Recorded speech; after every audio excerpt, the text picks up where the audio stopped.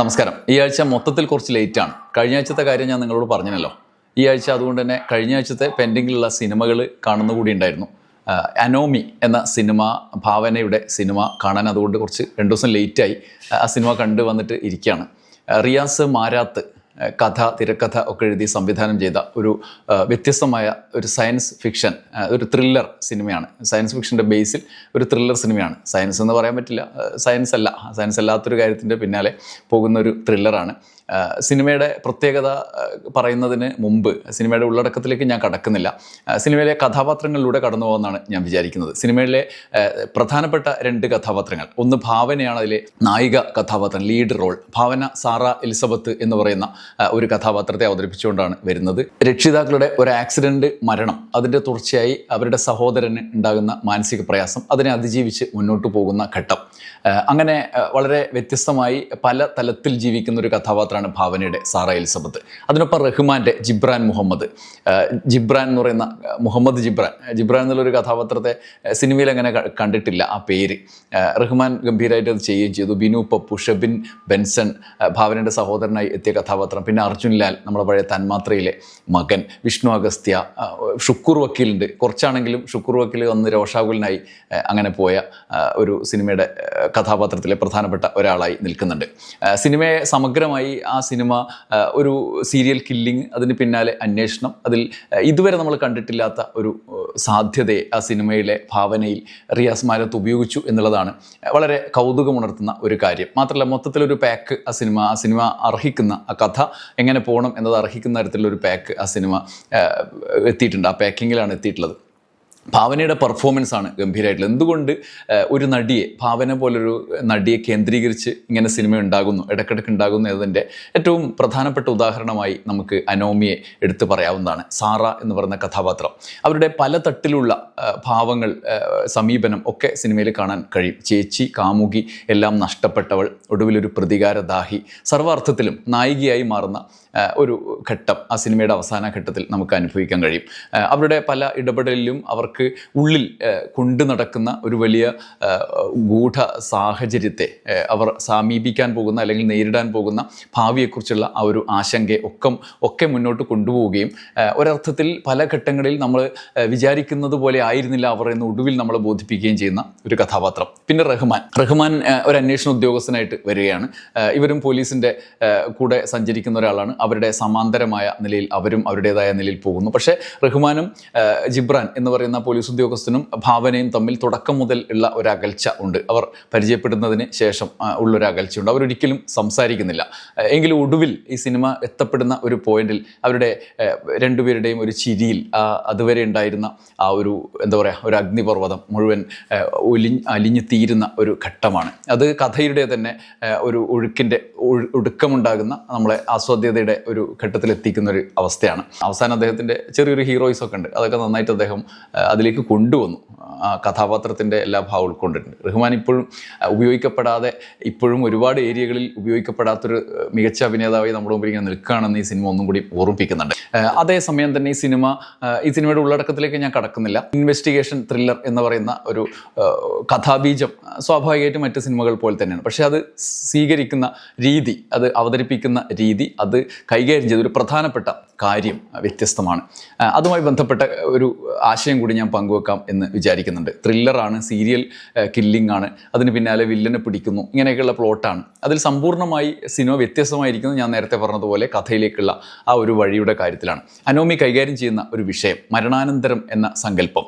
മരണത്തെ ഇല്ലാതാക്കാൻ കഴിയുമോ എന്ന ഭ്രാന്തമായതും അശാസ്ത്രീയമായതുമായ ചില നിഗമനങ്ങളും അതിൻ്റെ തുടർച്ചയായിട്ടുള്ള നിരവധി വിഡ്ഢി തിയറികൾ നമ്മുടെ ലോകത്ത് ഉള്ള ഒരു സാഹചര്യത്തിൽ അതിൻ്റെ പിന്നാലെ പോകുന്ന മറ്റൊരു കൂട്ടരും. വലിയ വിദ്യാഭ്യാസമുള്ളവർ പോലും അതിനെപ്പറ്റിയിട്ട് സംസാരിക്കുന്നത് ഞാൻ കേട്ടിട്ടുണ്ട്. ഭയങ്കര സംഭവമാണ്, മരണത്തിൻ്റെ തൊട്ടടുത്ത് വന്ന കാര്യങ്ങളൊക്കെ, മരണത്തിനടുത്ത് വരെ എത്തി തിരിച്ചു വന്നവരുടെ അനുഭവം എന്നൊക്കെ പറഞ്ഞിട്ട് പല ആളുകളും പുസ്തകങ്ങളിലൊക്കെ ആവേശപൂർവ്വം വായിക്കുന്നതൊക്കെ നമ്മൾ കേട്ടിട്ടുണ്ട്. അത് വായിച്ചു വിടുക എന്നല്ലാണ്ട്, അല്ലെങ്കിൽ ആ കഥ കേട്ടുവിടുക എന്നുള്ളത് അല്ലാണ്ട് അതിനെ യാഥാർത്ഥ്യത്തിലേക്ക് എത്തുന്നതിൻ്റെ ഒരു ശാസ്ത്രബോധമുള്ളിൽ പേറുന്ന ആളുകൾക്കത് പറ്റില്ല. ഭാവനയ്ക്ക് വലിയ സാധ്യതയുള്ളതാണ്. നടി ഭാവനക്കല്ല, നമ്മുടെ ഇമാജിനേഷന് വലിയ സാധ്യതയുള്ളതാണ്. അതിൽ അഭിനയിക്കാൻ ഭാവനയ്ക്കും സാധ്യതയുണ്ടായി എന്നുള്ളതാണ് വ്യത്യസ്തമായ കാര്യം. എന്തായാലും അങ്ങനെ ഒരു സാഹചര്യം, ഒരു കഥാ സാഹചര്യം റിയാസ് മാരാത്തെ കണ്ടെത്തുകയും അത് ഗംഭീരമായി അതിൽ പരീക്ഷണം നടത്താൻ അദ്ദേഹം തയ്യാറാവുകയും ചെയ്തു എന്നുള്ളതാണ്. അതായത് നിയർ ഡെത്ത് എക്സ്പീരിയൻസ്, മരണത്തിൻ്റെ തൊട്ടടുത്തുള്ള ഒരാളുടെ അനുഭവം എന്താണ് എന്നുള്ളതാണ്. അനോമിയുടെ പശ്ചാത്തലത്തിൽ ഡോക്ടർ മനോജ് വെള്ളനാട് ഈ നിയർ ഡെത്ത് എക്സ്പീരിയൻസിനെ കുറിച്ച് എഴുതിയ ഒരു ചെറിയ കുറിപ്പ് കൂടി ഞാൻ ഈ വീഡിയോയിൽ നിങ്ങളുമായി പങ്കുവെക്കുകയാണ്. അതുകൊണ്ട് ഈ വീഡിയോ ഒരു സമ്പൂർണ്ണമായി സിനിമാ വിശകലനം മാത്രമല്ല, അതുമായി ബന്ധപ്പെട്ട എൻ്റെ അനുഭവം നമ്മൾക്ക് അറിയാവുന്ന ചില കാര്യങ്ങൾ പങ്കുവെക്കാം എന്നുകൂടി വിചാരിച്ചിട്ടാണ്. മനോജ് വെള്ളനാട് പറയുന്നത്, സിനിമ അതിൻ്റെ അവസാന ഭാഗത്ത് എത്തുമ്പോഴാണ് ഇതൊരു സയൻസ് ഫിക്ഷനാണ് എന്ന് നമ്മൾ തിരിച്ചറിയുന്നത്.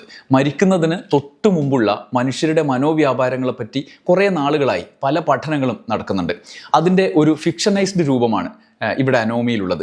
ആ വിഷയത്തെ മറ്റു ചില കാര്യങ്ങൾ കൂടി അറിഞ്ഞുകൊണ്ട് സമീപിക്കാം എന്നുള്ളതാണ്. അതിനെക്കുറിച്ച് അദ്ദേഹം പറയുന്നുണ്ട്. മരണത്തിൻ്റെ വക്കോളം എത്തി വീണ്ടും ജീവിതത്തിലേക്ക് തിരിച്ചു വന്നവർ പങ്കുവെക്കുന്ന വിചിത്രവും വൈകാരികവുമായ അനുഭവങ്ങളെയാണ് നിയർ ഡെത്ത് എക്സ്പീരിയൻസ് NDE എന്ന് വിളിക്കുന്നത്. NDE അനുഭവിച്ചവർ മിക്കവാറും ഒരേപോലെയുള്ള ചില കാര്യങ്ങൾ പങ്കുവെക്കാറുണ്ട്. ഒന്ന്, ശരീരത്തിൽ നിന്നുള്ള വേർപെടൽ, ഔട്ട് ഓഫ് ബോഡി എക്സ്പീരിയൻസ്. സ്വന്തം ശരീരം താഴെ കിടക്കുന്നതായും താൻ മുകളിൽ നിന്ന് അത് നോക്കി നിൽക്കുന്നതായും അനുഭവപ്പെടുക. 2, തുരങ്കത്തിലൂടെയുള്ള യാത്ര. ഇരുണ്ട ഒരു ടണലിലൂടെ അതിവേഗം സഞ്ചരിക്കുകയും അതിൻ്റെ അറ്റത്ത് പ്രകാശം കാണുകയും ചെയ്യുക. 3, അവാച്യമായ സമാധാനം. ഭയത്തിന് പകരം പറഞ്ഞറിയിക്കാനാവാത്ത ശാന്തിയും സ്നേഹവും അനുഭവപ്പെടുക. 4, ജീവിത അവലോകനം. ജീവിതത്തിലെ പ്രധാന സംഭവങ്ങൾ ഒരു സിനിമ പോലെ കണ്ണടച്ച് തുറക്കുന്ന വേഗത്തിൽ മുന്നിൽ തെളിയുക. 5, തിരിച്ചുപോക്ക്. മരിച്ചുപോയ ബന്ധുക്കളെയോ പ്രകാശരൂപങ്ങളെയോ കാണുകയും പറ്റിച്ചേ നിനക്കിപ്പോൾ മരിക്കാൻ സമയമായിട്ടില്ലല്ലോ എന്ന സന്ദേശത്തോടെ ശരീരത്തിലേക്ക് തിരിച്ചു വരികയും ചെയ്യുക. എന്നാൽ ശാസ്ത്രലോകം ഇതിനൊരു ആത്മീയമോ അതീന്ദ്രിയമോ ആയ ഒരു പ്രതിഭാസമായല്ല, മറിച്ച് തലച്ചോറിൽ നടക്കുന്ന രാസമാറ്റങ്ങളായാണ് കാണുന്നത്. അവർ ശരിക്കും അതൊക്കെ അനുഭവിക്കുന്നുണ്ടാവും. കാരണം എന്താണ്? അതുകൂടി അദ്ദേഹം നിരത്തുന്നുണ്ട്. 1, ഓക്സിജൻ കുറവ്, ഹൈപ്പോക്സിയ.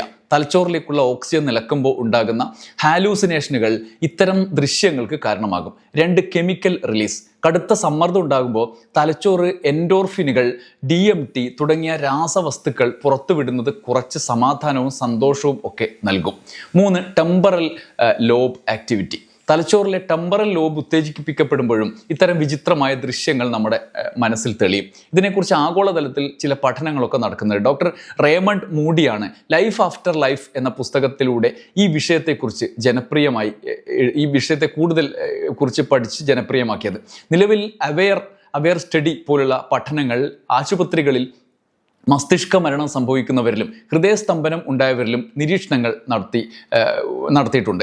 ഹൃദയസ്തംഭനം സംഭവിക്കുന്ന സമയത്ത് മനുഷ്യൻ്റെ ബോധമണ്ഡലത്തിൽ എന്ത് സംഭവിക്കുന്നു എന്ന് ശാസ്ത്രീയമായി പഠിക്കാൻ നടത്തിയ ലോകത്തിലെ തന്നെ ഏറ്റവും വലിയ ഗവേഷണങ്ങളിലൊന്നാണ് അവെയർ സ്റ്റഡി. ബ്രിട്ടീഷ് തീവ്ര പരിചരണ വിദഗ്ധനായ ഡോക്ടർ സാം പാർണിയാണ് ഈ പഠനത്തിന് നേതൃത്വം നൽകിയത്. മരണം എന്ന് നമ്മൾ വിളിക്കുന്ന പ്രക്രിയയ്ക്ക് ശേഷവും മനുഷ്യൻ്റെ ബോധം നിലനിൽക്കുന്നുണ്ടോ എന്ന് കണ്ടെത്തുകയായിരുന്നു ഇതിൻ്റെ പ്രധാന ലക്ഷ്യം. ഇതിനായി ഗവേഷകർ അവലംബിച്ച രീതി ശ്രദ്ധേയമായിരുന്നു.